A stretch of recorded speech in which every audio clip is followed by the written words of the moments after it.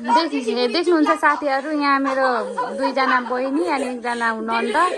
के बोल्दैछ ऊ यो बुढीले मलाई ओभर हेर जब कुर्दिन अर्को साउटा लाइदिन्छ त्यसपछि खाला उखुलो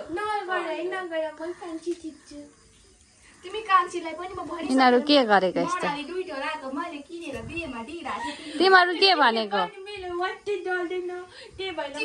बिहेसँग टाँसिएर तिमी त नि लेपक्कै भएर चाहिँ मलाई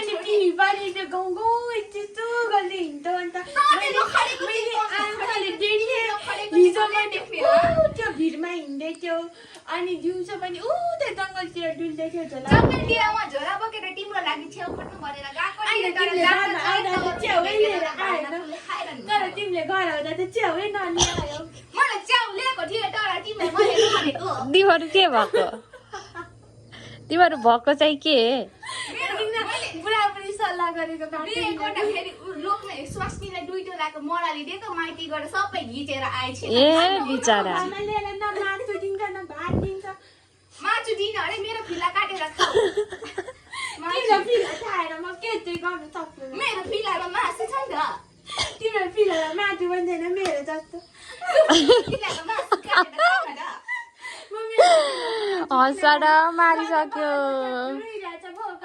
केही पनि छैन घरमा घरमा एउटा साबल लाउँदै बस्नु परेको छ अनि ट्युनै त खनि ट्युनै त देउला तिम्रो बाछालाई अनि ट्युन मात्रै दिएर के गर्नु भात छैन भात दुईटा दाना छैन कसै दाना छैन भन्छ के